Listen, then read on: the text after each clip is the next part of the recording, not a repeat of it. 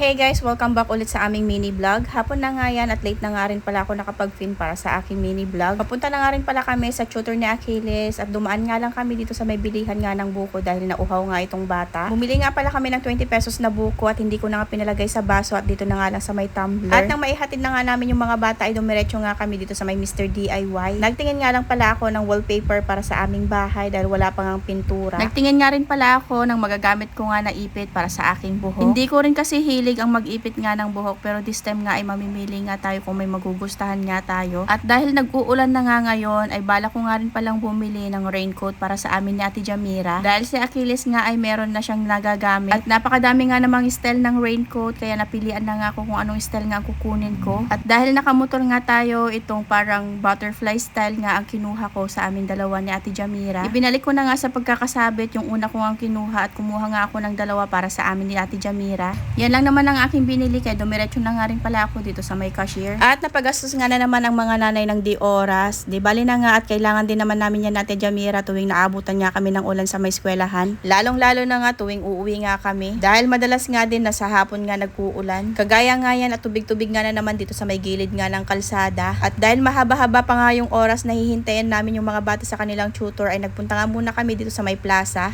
Maglalakad-lakad nga muna kami mga nanay dahil nakaupo na nga kami maghapon sa kakaantay nga sa kanila sa eskwelahan. Meron nga pala kami nakitang bagong kainan dito sa may gilid nga ng plaza. At dahil 8 kaming mga nanay, itinignan nga namin yung presyo kung affordable nga din ba. Inasalan nga pala itong napuntahan namin pero sa oras na ito ay wala pa nga kaming balak kumain nga ng kanin. Meron nga din pala silang bentang inumin kagaya ng milk tea, fruit soda at iba pa. Hindi naman makapag-decide itong mga nanay kung kakain nga sila ng kanin o hindi. At nang wala nga silang magustuhan ay tumawid na nga kami dito sa may kabilang kalsada. Dahil itong Korean foods nga daw ang kanilang cravings. Ilang araw nga din nilang itong cravings kaya dito na nga kami nagpunta sa may sangyupan. Kaso nga lang ang meron lang dito ay sangyup in a bowl. At para masatisfied nga sila ay yung overload na nga rin ang kanilang kinuha. Tatawid nga din pala ako ng kalsada dahil natatakam nga ako dito sa may tusok-tusok. Sari-sari nga pala ang benta nila, may siomai, fishball, kikiam, kwek-kwek at itong pritong isaw. Pagkatapos nga namin kumain ay naglakad-lakad nga muna kami dito sa may loob ng plaza. Nang makauwi nga kami ng bahay ay may dumating na parcel itong si Achilles. Hindi pa nga kami nakakarating ng bahay pero tinatawagan na nga niya ang kanyang daddy kung dumating na nga daw ang kanyang parcel. Nagpa-order nga siya ng sarili niyang paddle dahil tuwing recess nga ay naglalaro nga sila ng pickleball kasama ang kanyang mga kaklase. Ayaw din kasi ni Ate Jamira ipahiram ang kanyang paddle at dahil baka nga masira nga daw ng kanyang kapatid at dahil bata pa nga itong si Achilles ay hindi pa nga talaga siya marunong mag-handle ng kanyang mga gamit. Yung kabibili nga lang na bola niya ay nawala na. Binato nga daw ng kanyang kaklase sa may bubong ng kanilang eskwelahan. Katatapos nga lang namin kumain ng gabihan at nagpaluto nga na naman itong batang ito ng cup noodles. Yun lang mga mi for today's mini vlog. Thank you for watching. God bless. Bye-bye.